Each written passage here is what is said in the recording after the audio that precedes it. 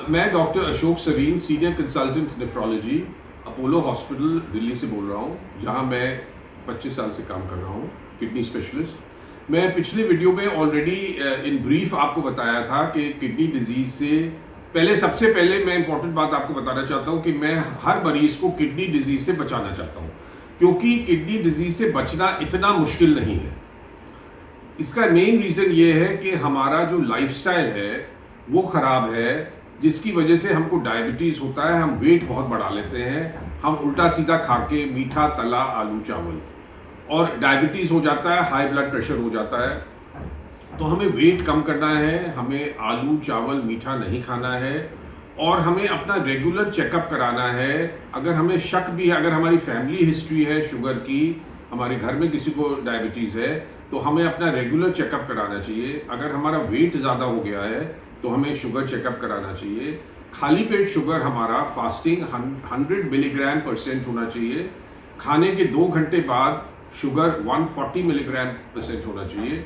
और 3 महीने की शुगर का एवरेज को बोलते हैं HbA1c, ये 6% होना चाहिए। तो इसके ऊपर अगर है वैल्यूज़ तो हमें डायबिटीज़ है, और हम इसको जल्दी से ठीक कर सकते हैं, नीचे ला सकते हैं। इसी तरह हमारा ब्लड प्रेशर नॉर्मल होना चाहिए 120/80 मिलीमीटर ऑफ मर्क्यूरी। अगर 140/90 है तो ब्लड प्रेशर हाई है। कई बार क्या होता है, ब्लड प्रेशर मेरे पास मरीज आते हैं 160/110, 160/120, लेकिन मरीज कहता है साहब मुझे तो कोई तकलीफ नहीं है, बीपी हाई है तो क्या हो गया। प्रॉब्लम क्या है डायबिटीज और हाई ब्लड प्रेशर के संग? इनके संग प्रॉब्लम ये है कि ये शुरू में शायद रिजल्ट्स खराब हो, लेकिन मरीज को तकलीफ कुछ भी नहीं होती है। ये अपना पूरा डैमेज करके तब तकलीफ आती है, और तब ये बहुत लेट हो जाता है। इसलिए अगर कोई डॉक्टर किसी मरीज को बोलता है कि आपका बीपी 2-3 बार चेक किया और बीपी हाई है, तो तुरंत आपको लाइफस्टाइल चेंज और बीपी की दवा खानी चाहिए।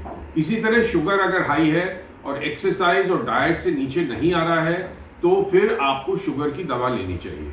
क्योंकि अगर आप ये शुगर और बीपी की दवा लेंगे तो आप हार्ट डिजीज, आंखों की रोशनी, ब्रेन डिजीज और किडनी डिजीज तो डेफिनेटली आप रोक सकते हैं।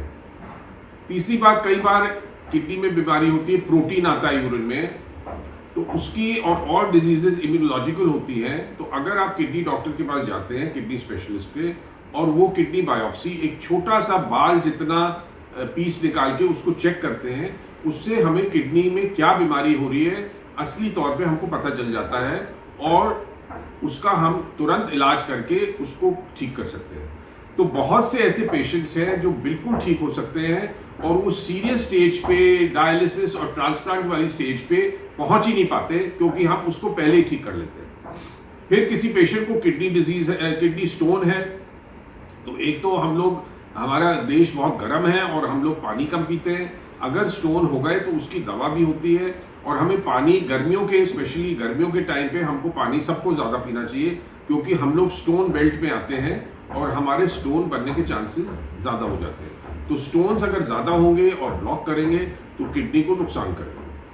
तीसरी बात, मैंने आपको पहले पिछली वीडियो में बोला था इम्यूनोलॉजिकल डिजीज़, और उसके लिए मैंने जैसे अभी बताया तो बायोप्सी होनी चाहिए, कुछ ब्लड टेस्ट होते हैं, ANA, DS-DNA वगैरह, और एनका टेस्ट। तो उससे क्या होता है कि हमें बीमारी का जल्द पता चल जाता है, और हमारे पास दवाएं, मैंने बोला था कि अवेलेबल है सारी इंडिया में, तो वो दवा करके हम किडनी डिजीज़ को आगे बढ़ने से रोक सकते हैं। फिर मैं फिर से बोलूँगा, अभी जैसे पिछली वीडियो में बोला था कि खाने पीने पे हमें ध्यान रखना चाहिए, हमें वेट नहीं बढ़ना चाहिए, बीपी नहीं बढ़ना चाहिए, और एक्सरसाइज हमें रेगुलर सबको करना चाहिए। मैंने देखा है वॉकिंग तक नहीं करते हैं, और फिर वो कहते हैं जी वेट बढ़ा के जी घुटनों से चला नहीं। वो घुटने इसलिए खराब हो गए क्योंकि हमने वेट इतना डाल दिया है, तो वेट बढ़ता जाता है, पेशेंट चल नहीं पाता, और डायबिटीज, ब्लड प्रेशर बढ़ता जाता है, और वो वाइटल ऑर्गन्स को खराब करता है। फिर कई बार छोटा मोटा किडनी इन्फेक्शन होता है, वो बढ़ के किडनी को नुकसान पहुंचा सकता है, लेकिन अगर हमने तुरंत डिटेक्ट कर लिया और हमने एंटीबायोटिक्स ले ली तो किडनी इन्फेक्शन दूर हो जाता है।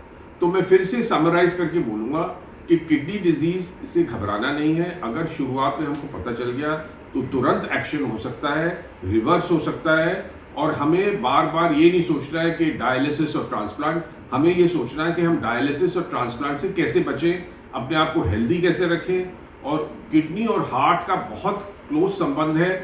अगर किडनी ठीक रहेगी तो आपका हार्ट भी ठीक रहेगा, हार्ट ठीक रहेगा तो किडनी भी ठीक रहेगी। तो ये सारी बातें आप फॉलो करिए और मुझे बिल्कुल आई एम श्योर आपको किडनी डिजीज नहीं होगी। Thank you.